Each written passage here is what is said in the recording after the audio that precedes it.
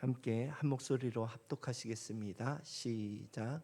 그가 내게 이르시되 인자야 내가 이것을 보았느냐 하시고 나를 인도하여 강가로 돌아가게 하시기로 내가 돌아가니 강 좌우편에 나무가 심이 많더라. 그가 내게로 이르시되 이 물이 동쪽으로 향하여 흘러 아라바로 내려가서 바다에 이르리니 이 흘러내리는 물로 그 바다의 물이 되살아 나리라. 아멘. 오늘은 세상을 살리는 새 성전이라는 제목으로 함께 말씀을 나누고자 합니다. 에스겔서는 이제 묵시, 그러니까 예언서거든요. 그래서 요한계시록처럼 이게 읽기가 쉽지가 않아요. 예. 그런데 에스겔서를 읽을 때 그 큰 도움이 될 수 있는 연시가 있는데 그것은 역사적인 배경을 알면 이 에스겔서를 이해하는 데 큰 도움이 됩니다. 그래서 에스겔서가 쓰여진 시기는 에스겔 자체가 바벨론 포로 두 번째 포로 시기 때 바벨론으로 잡혀온 포로 중에 한 명이었거든요. 그래서 1차 포로 때는 정치적 포로로 왕족만 잡아갔어요. 예. 그런데 2차 포로일 때는 기능공들, 뭐 이렇게 학자들, 뭐 또 제사장들 이런 사회 지도층을 망라해서 많이 2차 때 제일 많이 포로로 잡혀가고 3차 포로 때는 완전히 싹 망하고 뭐 노숙자나 거렁뱅이만 남겨두고 다 잡아갔다고 보시면 돼요. 그러니까 2차 포로 때 잡혀와서 그리고 에스겔이 그발 강가에서 포로들의 공동체 생활을 하면서 거기서 지내다가 하나님의 부름을 받고 이제 예언을 시작했거든요. 그래서 이 바벨론 땅에서는 포로 공동체의 영적인 리더가 에스겔이었어요. 예. 그리고 예루살렘 땅에서는 예레미야가 또 그 성 안에서 그 영적인 그 리더 역할을 하면서 하나님 메시지를 전했거든요. 그래서 에스겔과 예레미야가 동일한 메시지를 예루살렘과 바벨론 땅에서 전하는데 그건 뭐냐 하면 예루살렘이 아직 망하지 않았을 때는 동일하게 얘기했어요. 예레미야도 망한다. 그때 당시에 제사장들과 이 종교 지도자들이 믿고 있었던 하나의 신념이 있었는데 그건 뭐냐 하면 히스기야 왕 때에 성전이 있는 예루살렘을 아수르 제국으로부터 보호해 주지 않았냐. 우리 하나님의 성전이 있기 때문에 하나님이 어떻게 이방 신에게 질 수가 있냐. 절대 지지 않는다. 그러니까 안심해라. 하나님이 우리를 보호하신다. 그 예언이 거짓 선지자들의 예언이에요. 정말 그럴듯하지 않습니까? 믿고 붙들 만한 내용 아닙니까? 예. 그런데 그것이 아니고 하나님이 예레미야를 통해서 전해준 예언은 뭐냐 하면 메시지는 뭐냐 하면 너희들이 믿고 있는 그 신념 틀렸다. 하나님은 예루살렘을 멸망하시기로 결정하셨다. 그러니까 항전하지 말고 포로로 바벨론 땅으로 가라 그런 거예요. 예. 그러면 하나님께서 때가 되었을 때 하나님께서 다시 예루살렘으로 돌려보내신다. 그러니까 또 거짓 선지자들은 아니라는 거예요. 우린 끝까지 항전해야 된다. 애굽이 우리를 도와줄 거다. 그러면서 끝까지 항전해야 된다 하면 또 예레미야도 끝까지 항전하란다 이 말에 잠깐 혹해가지고 그랬냐? 그리고 하나님한테 다시 물어보니까 하나님이 아니라는 거예요. 그러니까 하나님은 예루살렘은 이스라엘은 망한다 이 메시지가 예루살렘 땅에서 전해지고 바벨론 땅에서는 어떤 일이 또 어떤 분위기냐면 포로로 끌려왔잖아요. 끌려왔는데 언제 돌아갈 것인지 궁금한 거예요. 포로들은. 그래서 곧 돌아가냐 아니면 짐을 풀고 여기에 정착해야 되냐? 그게 제일 관심사 아니겠어요? 그러니까 그때에 곧 돌아가야 되냐 하는 마음을 가지고 있는 그 리더들에게 하나님께서 망하게 하신단다. 짐 풀어라. 70년이 지나야 돌아가게 하신단다. 그 예언이 에스겔에게도 예레미야에게도 동일하게 전해지는 거예요. 그리고 3차 침공에서는 정말 참담한 소식이 전해지는 거예요. 하나님의 성인 예루살렘이 완전히 파괴되고, 그러니까 성벽을 다 헤쳐놨어요. 요새가 되지 못하도록. 그래서 성벽이 다 헤쳐지고, 그리고 성전은 완전히 불태웠습니다. 그 소식을 들으면서 이제 이스라엘 포로로 끌려온 그 바벨론에 있는 그 포로 공동체는 절망하는 거죠. 그러면 우리는 어디에서 하나님을 예배할 수 있는가? 그런 절망 가운데 있을 때에 에스겔을 통해서 주시는 환상이 오늘 성전에 관한 환상인 거예요. 그래서 한번 말씀을 보고 그리고 계속 한번 읽어보겠습니다. 시작. 그가 나를 데리고 성전 문에 이르시니 성전의 앞면이 동쪽을 향하였는데 그 문지방 밑에서 물이 나와 동쪽으로 흐르다가 성전 오른쪽 제단 남쪽으로 흘러 내리더라. 아멘. 이 성전 환상을 다 본 다음에 그 말미쯤에 성전 동쪽을 향한 문지방에서 옹달샘처럼 이렇게 물이 퐁퐁퐁퐁 나온다는 거예요.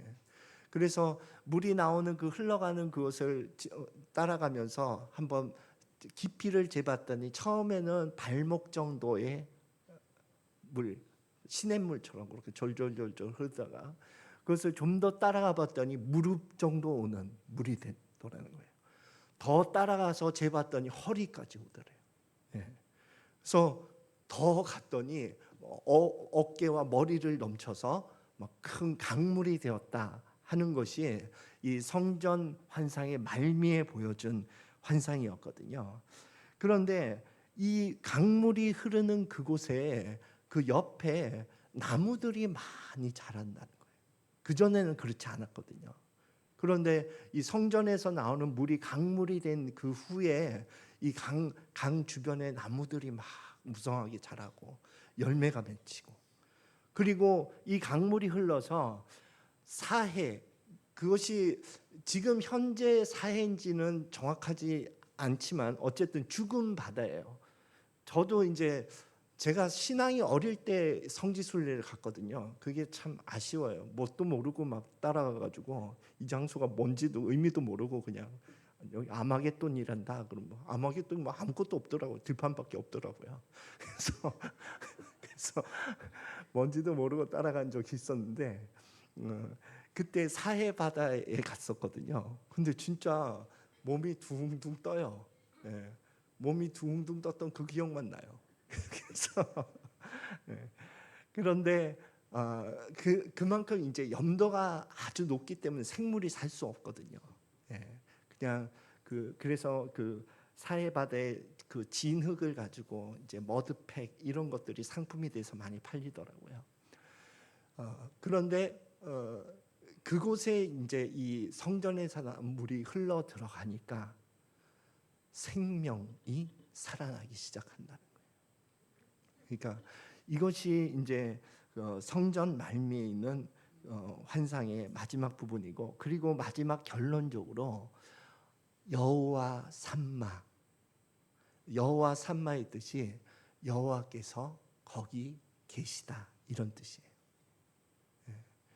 그래서 이 성전 맨 마지막 말미의 결론을 여호와 삼마 이렇게 매듭을 짓고 있는 거예요.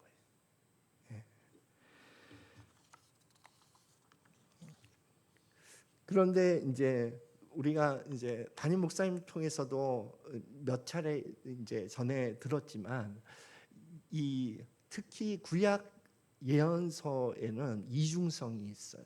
그래서 역사적으로는 가까운 시간 내에 성취된 이 예언이 성취가 되면서, 그러나 또 이 예언자가 저 말세까지 보고 이 예언을 한다는 거예요. 예. 그 말세는 메시아가 온 이후의 시대가 말세라고 보는 거예요. 그러니까 오늘날 우리 시대가 사실 말세입니다. 말세. 예. 그래서 이 성전의 그 예언의 이중성도 마찬가지예요. 가까운 미래에는 이제 70년이 되어서 고레스 황제가 이제 돌아가도 좋다 하는 칙령이 내렸을 때에 이제 예루살렘 포로 공동체 사람들 가운데 다 오지는 않았습니다. 그 가운데 일부가 돌아와서, 그래서 그 당시부터 디아스포라라고 하는 흩어져 있는 유대인 공동체들이 많이 있게 된 거예요. 근데 어찌 되었든 돌아온 그 포로 공동체 사람들이 스룹바벨 성전을 세웠거든요. 그런데 그 스룹바벨 성전은 이 에스겔서에서 본 이 성전과는 비교가 안 될 정도로 초라했어요. 솔로몬 성전과 비교해도 너무나 초라해서 그 과거 솔로몬 성전의 영광을 아는 그 어른들이 그 눈물을 흘리며 통곡했다, 이런 기록이 있잖아요. 예. 그러니까 이 스룹바벨 성전은 이제 말세를 향해서 가는 그 성전의 어떤 시발점이 되는 거죠. 예. 그래서 예수 그리스도가 오신 다음에 오늘날 우리 시대는 우리 각자가 성전이라고 선포하거든요. 한번 볼까요? 한번 말씀 함께 읽겠습니다. 시작.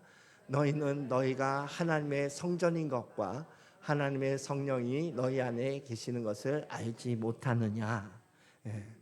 그래서 사도 바울이 딱 정의를 내려준 것이 너희가 성전이다. 이제는 성령이 거하시는 그곳, 여호와 산마인 그곳이 성전인데, 오늘날 신약 시대에는 성령이 너희 안에 거하니 너희가 하나님의 성전이다, 이렇게 정의해 주고 있는 거예요. 예. 그러면 성전의 핵심적인 기능, 가장 중요한 기능은 뭐냐 하면 하나님이 거기 계시는 거예요. 예. 그렇잖아요. 하나님이 거기 없어. 그럼 그게 성전이에요? 엄청 멋있어요. 엄청 멋있는데 하나님이 거기 없어. 그럼 성전이 아니죠. 예. 그런데 하나님이 거기 계시는데, 제가 이 성전에 대해서 이제 성경 공부를 할 때에 성전 기명들이 영적인 의미가 있다 하는 것을 배웠어요. 그래서 아니 뭐 금초 때 뭐 분향단, 번제단 이런 게 뭐 그렇게 중요한가? 난 그렇게 생각했었거든요. 그런데 이것이 하나님을 예배하고 섬기는 데 있어서 중요한 영적 의미가 있다 하는 것을 나중에 깨닫게 되더라고요. 예.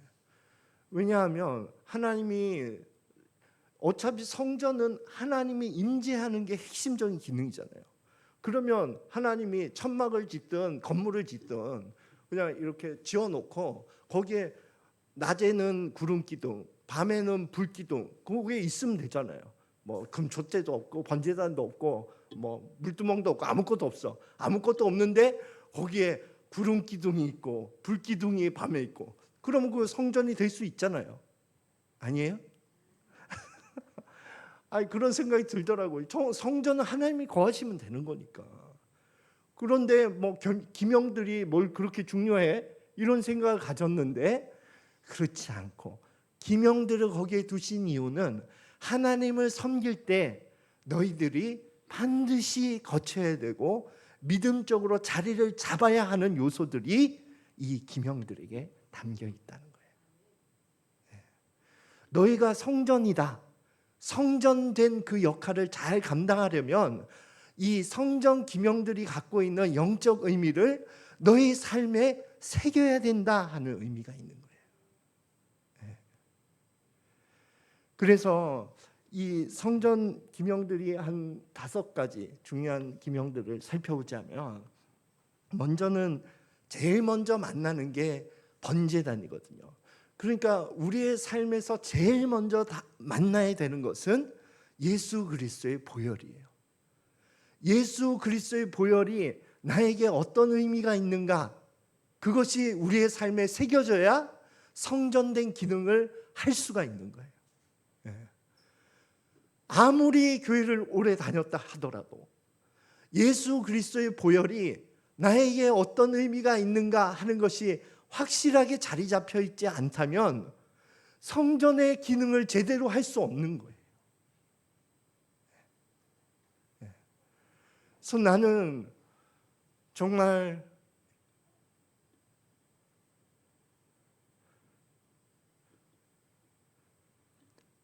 예수의 보혈이 나를 구원하셨고, 예수의 보혈이 지금도 나의 죄를 덮고 있다는 것을 믿어요. 나는 지금도 주님 앞에 넘어지고 있고, 나는 지금도 나를 위해서 살고, 나는 지금도 반복적으로 죄에 거하지만 예수 그리스도의 보혈이 나를 용서한다는 것을 믿어요. 그래서 내가 마지막 날에 내가 하늘나라 들어갈 수 있는 유일한 조건은 예수 그리스도의 보혈인 것을 나는 믿어요. 그것이 번제단의 의미예요. 성전된 자는 반드시 번제단의 영적 의미가 새겨져 있어야 합니다. 두 번째 영적 의미, 물두멍은 하나님의 말씀이에요. 우리의 삶 가운데 하나님의 말씀이 없다면 우리는 내가 원하는 하나님을 만들어 놓고 그것을 믿으면서 걸어갈 거예요.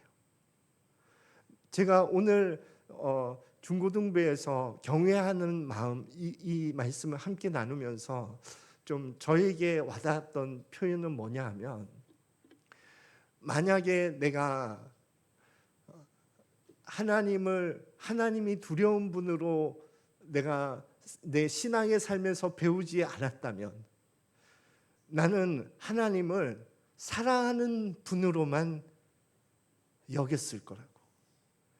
그래서 내가 무슨 잘못을 하더라도 무조건 나를 용납하고 사랑하는 분으로 생각했을 거예요. 나를 징계하고 나를 혼내고 하는 그런 하나님을 내가 원하지 않기 때문에, 나는 내가 무슨 잘못을 해도 그분은 나를 용납할 그런 하나님이기를 바라기 때문에 나는 그런 하나님을 만들어 놓고 내가 그 하나님을 믿으면서 걸어갈 것 같더라고요. 그러나 말씀은 그렇게 말하지 않아요. 말씀은 우리가 잘못했을 때 하나님이 징계하는 하나님이라고 말하고 있어요. 그것이 구약의 역사에서 말하고 있는 바예요. 왜 징계하냐 하면 올바르게 가라고. 이대로 가면 안 된다는 것을 하나님이 징계를 통해서 메시지를 전달해 주시는 거거든요. 그래서 우리의 삶 가운데 우리가 잘못된 길을 걸어가고 있는데 아무 일도 일어나지 않는다면 하나님이 네 마음대로 해라, 이런 상태라는 거예요. 제가 또 중고등부에서도 예를 든 것이, 애들 좀 일찍 일어났으면 좋겠는데 집에 와서 좋긴 좋은데요, 늦게 자는 게 그렇게 꼴보기 싫더라고요. 그래서 좀 최소한 한 10시 전에 좀 일어나면 좋을 것 같은데, 그 10시를 넘겨서 막 둘 다 뒹굴고 있으면 막 나도 우라통이 터지는데 아내는 더 터지는 것 같아요. 그래서 저보다 먼저 터져서 제가 덜 화내게 되는. 그런데 어쨌든 처음에는 뭐 얘네들이 먼저 엄마나 아빠한테 일찍 제가 9시에는 일어나서 좀 운동도 하고 뭐 할 거니까 날 좀 깨워달라는 거예요. 깨워줬지. 그랬더니 신경질을 내는 거예요. 왜 깨우냐고. 깨워달래서 깨워줬는데 그 다음 날 또 부탁하더라고요. 며칠 그렇게 부탁하다 안 일어나니까 어떤 마음이 들어요? 안 깨워주죠. 네가 일어나든 말든 네가 알아서 해라. 이 마음이 된다 이거예요. 이 마음이 되는 것이 우리가 너무 비슷하다 이거예요. 예. 하나님 말씀하세요. 그렇게 하면 안 된다고. 그래서 어떤 때 화도 내신단 말이에요. 화도 내시지만 안 바뀌니까 네가 알아서 해라. 이게 복이 아니잖아요.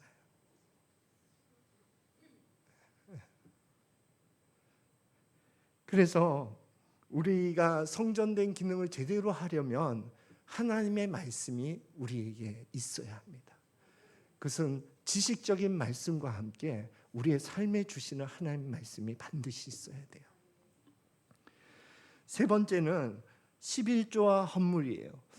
저는 이 11조의 삶이 우리 성경에서도 하나님께 돌아온 표다 이런 표현을 쓰는데, 저는 내 주인이, 그러니까 내게 이 물질을 주시는 분이 하나님이십니다 하는 고백이 난 11조의 고백이라고 생각해요.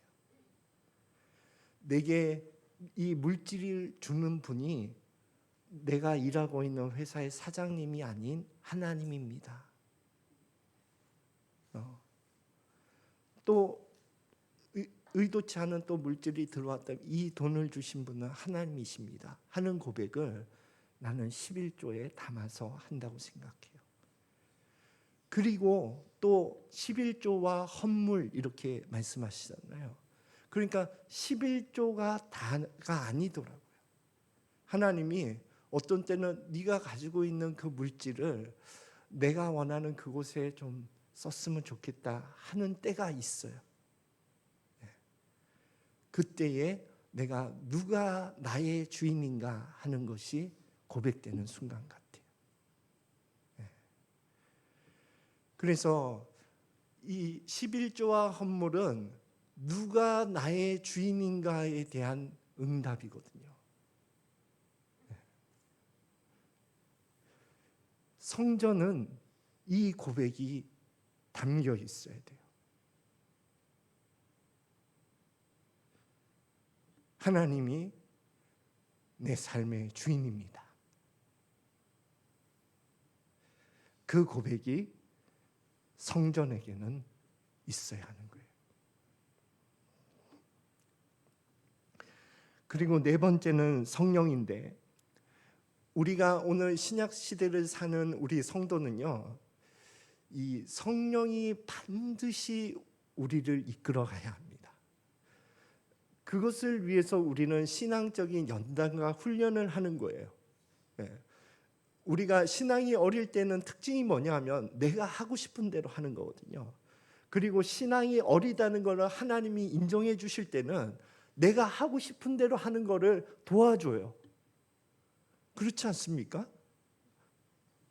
정말 그런 것 같아요.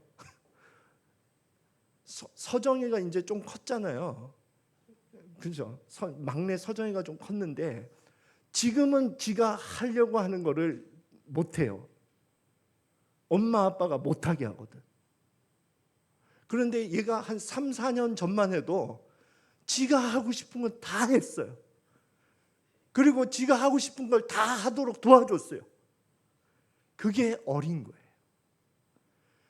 우리가 신앙이 어리다는 것은 내가 하고 싶은 걸 다 요구해요. 그리고 웬만한 걸 하나님이 다 들어주세요. 그게 난 신앙이 어린 상태라고 생각해요. 근데 좀 철이 들었으면 내가 하고 싶은 걸 얘기했는데 안 들어줘. 하지 말래. 그래서 신경질 나. 이게 좀 철이 든 거예요. 성숙한 사람은 하지 말라 그러면 알아듣는 거예요. 그래서 안 하는 거예요. 그래서 이런 성숙한 사람으로 가는 그 중심의 영이 성령님이라. 내 영으로 가면 내가 주인 돼서 가지만 성령이 주인 되었을 때는 하나님이 원하시는 그 길을, 내 소욕을 내려놓고 따라간다 이거예요. 그 삶이 되어야 새 성전된 삶을 살아갈 수 있는 겁니다. 마지막으로 우리의 삶에는 기도가 있어야 합니다. 이 기도는 하나님과의 만남이거든요. 이 만남이 좋아야 합니다. 제가 연애할 때를 생각해 보면요, 너무 약속 시간이 기다려지더라고요. 네. 그리고 만나는 그 시간이 후다닥 가더라고요. 그리고 또 만나고 싶더라고요. 제가 은혜 받는 그 초창기에는 교회에 오는 그 시간이 기다려졌어요. 그리고 예배 시간이 후다닥 가더라고요. 그리고 다음 주가 또 나는 기다려졌어요.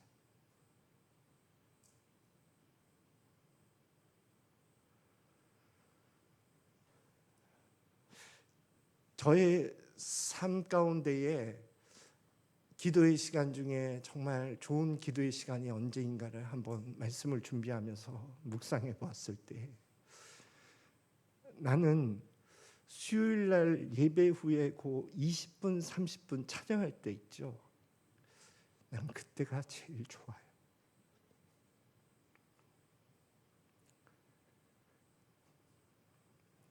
나는 그런 찬양이 제일 좋아요. 나는 그렇게 찬양하면서 하나님과 만나는 그 시간이 제일 좋아요. 나는 그렇게 얘기할 수 있어요.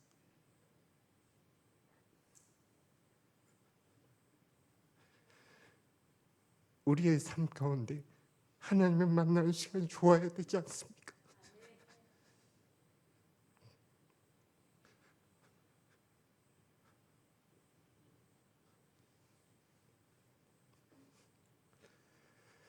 그렇게 되기를 하나님이 더 원하시거든요. 그래서 우리가 기도를 더 많이 하자 이런 차원이 아니라, 기도는 하나님과 만나는 시간이고, 그 만나는 시간이 우리는 사모해야 마땅한 거예요.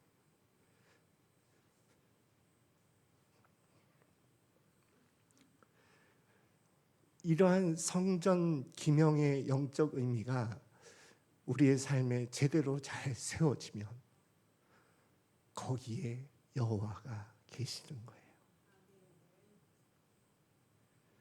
그래서 자연스럽게 생명의 물이 흘러나오는 거예요.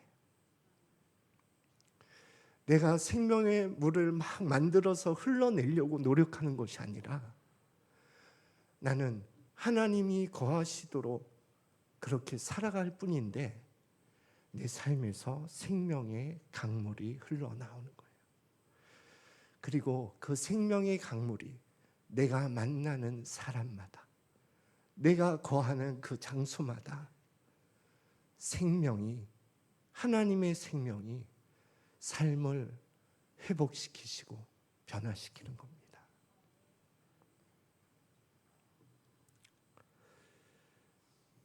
함께 이 말씀 읽겠습니다. 시작.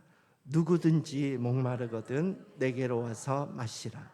나를 믿는 자는 성경의 이름과 같이 그 배에서 생수의 강이 흘러나오리라. 아멘. 그래서 하나님이 에스겔을 통해서 보여주신 그 새 성전은 오늘날 우리를 말하는 거예요. 그런데 오늘날 우리의 모습이 정말 하나님이 임재하심으로 생명의 물이 흘러나오고 있는가 하는 것을 점검해 봐야죠. 흘러나오고 있지 못하다면 하나님의 임재를 맡고 있는 뭔가 영적인 요소가 있는 거예요. 그것이 내 삶의 주인의 문제가 될 수도 있고, 그것이 말씀을 듣고 순종하는 문제가 될 수도 있고, 그것이 성령을 의존해서 가는 삶이 아닌 내가 주인 되어서 가는 삶이 될 수도 있고, 그 무언가가 막혀 있다면 하나님 앞에 회개해야 합니다. 그래서 우리가 하나님이 부르신 그곳에서 하나님 앞에서 살아가는 참된 성전의 삶을 회복하는 저와 여러분이 되시기를 예수 그리스도 이름으로 축원드립니다. 찬양 한번 고백하고, 찬양 부르신 곳에서 후렴 부분만 제가 좀 따왔습니다. 이 가사를 우리 마음의 고백을 삼아서 함께 찬양하고 기도하겠습니다.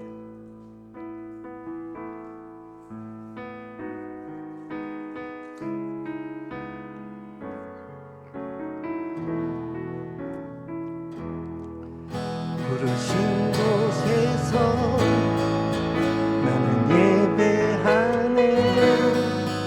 어떤 상황에도 나는 예배하네. 부르신 곳에서 나는 예배하네. 어떤 상황에도 나는 예배하네. 다시 한번 부르신 곳에서 나는 예배하네. 어떤 상황에도 나는 예배하네. 부르신 곳에서 나는 예배하네. 어떤 상황에도 나는 예배하네. 내가 걸어갈 때 길이 되고, 내가 걸어갈 때 길이 되고 살아갈 때 삶이 되는 그곳에서 예배하네.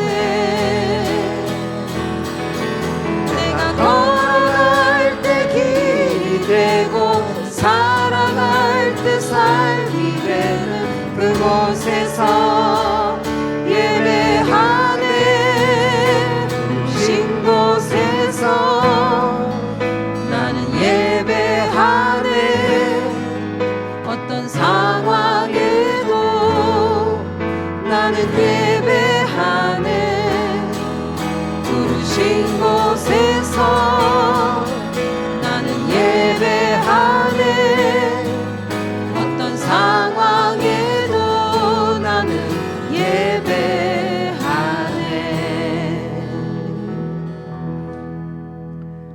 기도하겠습니다. 하나님 아버지, 우리를 새 성전으로 부르신 하나님께서 온전히 그 삶을 살아갈 수 있도록 우리 안에 또 성령을 보내주셨으니 성령님의 인도함을 따라서 충만한 성전의 삶을 살아갈 수 있도록 축복하여 주시옵소서. 지금은 우리를 구원하신 예수 그리스도의 은혜와 우리를 구원하기 위해 예수 그리스도를 우리에게 보내주신 하나님 아버지의 크신 사랑하심과 우리 안에 거하시며 우리의 삶을 성전된 삶으로 인도하고 계시는 성령 하나님의 교통 역사하심이 이곳에서 하나님 앞에 예배드리고 있는 하나님의 권속들 머리 위와 그 가정 위에 지금부터 영원히 함께할지어다. 아멘.